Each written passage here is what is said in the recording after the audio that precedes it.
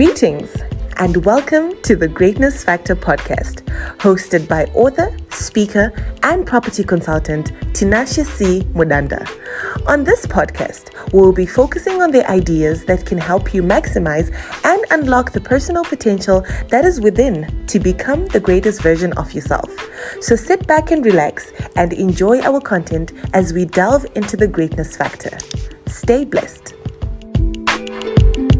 Hey everybody, welcome to the Greatness Factor podcast. We understand that you guys have a lot of questions that you struggle with when you're starting your businesses, your mental health, your emotions, athletes. We have so many things and so many experts in the world that we want to ask them something. How did you do it? How did you get here? So the Greatness Factor podcast is bringing you an amazing segment called Ask the Expert, where we give you an opportunity to talk to some of the greatest and most successful people in Zimbabwe. So for this segment, we have an amazing guest who's going to blow your mind. So sit back, relax, and enjoy.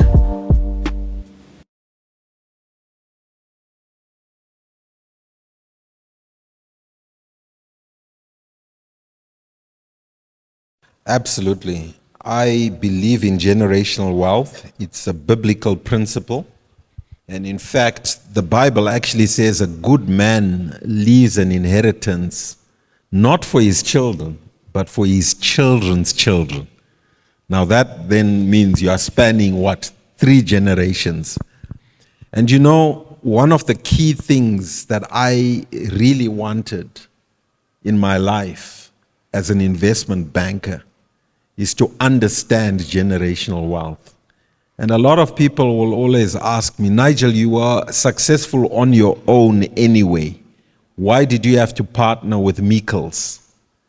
And I'll confess to you, I wanted to be in there so that I could understand a 3-generational business. That business was in the 3rd generation, founded by Thomas Mikkel and passed on to a 2nd generation. And then John Moxon is 3rd generation. And he was going to pass it on to me. That's the 4th generation. So that's what I had my eye on, in a sense. Okay? But he had children. Of course, he does have children. And you can see his child has joined that business. And that business, interestingly, I always observe, is undergoing some transformation. They've just sold the Mikkels Hotel, the Cape Grace Hotel, and so they're moving on. So it's a 4th generation. Now, for me, I read about this generational wealth, as you can all read about it. And there's no generational wealth, I think, like the Queen. You know, the royal family in the UK is the best example of generational wealth being passed on. But for me, I wanted to study it up close and personal, and then to also find out what led that business to be passed on and on and on. And a couple of things come through. So they pass on assets. Key thing, you got to pass on assets of some value. And I think it's a principle. I don't care how much value is attributable, that I'm just picking out the key tenets. So pass on some assets of value to your next generation. And then I think you also put them in a trust so that the children understand that this is not just a company that's being handed over to them. This is a family asset. And so the whole core of family must be there, because family is value. Families will fight and defend each other. I saw that at the Mikkels, in that family. The other thing is you must pass on cash-generating businesses in that whole transfer of wealth. Another attribute, you have to teach your children.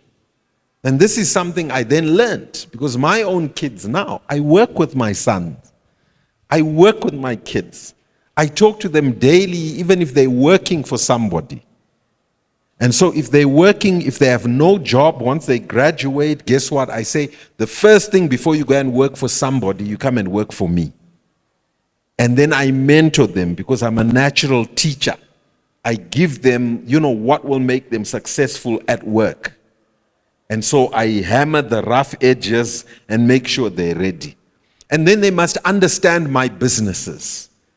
So my dad taught me that. During the school holidays, guess where I was? Yes, we could go on holiday, but part of that school holiday, I was behind the till. I was at his shop in Mbare or in Highfields or in Nyamweda Township, in the rural areas, in the back of Beyond. I would be learning the trade. And so guess what? My dad is 92, he's still in business. And do you know what he does? His shop, I think, his biggest shop gets burnt. It's been burnt 3 times. Kutrane moto, whether it's arson or whatever. And do you know, Sekurua Tinashe, he now is known. Vanochema msodzi kudai o. And do you know why he cries? He says, "Kova zukuru wangu ndichavapei." And so from that, I've had to help my dad rebuild his shops 3 times. Why? Because that is the heritage, Yalamel Samson Chanakira, that he will pass on to me and my siblings, that we will pass on to, our children and our children's children. So I preserve it. I monitor it. Occasionally I'll drive out with him to see how he's doing, to see what he can improve. And he shows me the land that he has. He recently rebuilt Kumusha, a very posh house, solar and all. And you say to him, "Dad, what are you doing that for? You got 3 houses." And he is saying, "I am preserving the generational wealth for my grandkids." Are we together? Imbego Ifrids, Yachembereka ye. I mean, there's a 90-year-old still building, but he's not doing it for himself, Tinashe. He's doing it to pass on. So, I mean, if I've learned from the best, what more of me? I've learned from the Meikles family. I've learned from the pioneers of business within our family. The Chanakiras are pioneers. The first bus company in Southern Rhodesia was registered Modern Express Omnibus Company. And it belonged to my great-grandfather. And guess what? We can revive. That bus company is no longer there, but my shops avo, ababa mkuru wangu are still there. My shops ababa wangu, because he came out of that generation, are still there. And so guess what? My own pain point is that my banks are not there in the manner that I would have loved them to be. You get it? But guess what I did? So although I sold the banks, I kept the name. I bought the name. That's the only thing I bought. The name Kingdom Bank was unsullied. So I bought the bank. I bought the logos from Afri-Asia who wanted to carry on, because I understood the value of what? Generational wealth. It's a brand. So hopefully one day we will resuscitate that brand. Hey everybody, it's your girl Benhilda live from the Greatness Factor podcast. So glad to have you here. We are so grateful for the support that you guys have been offering. So we just want to ask you for a little bit of a favor. Please don't forget to subscribe, share, and like our YouTube page at Tinashe C Mudanda. And then please follow us on Instagram and on Facebook. So if you want to follow us on Instagram, we are under the name TGFP_1. Thank you so much and we appreciate you. See you.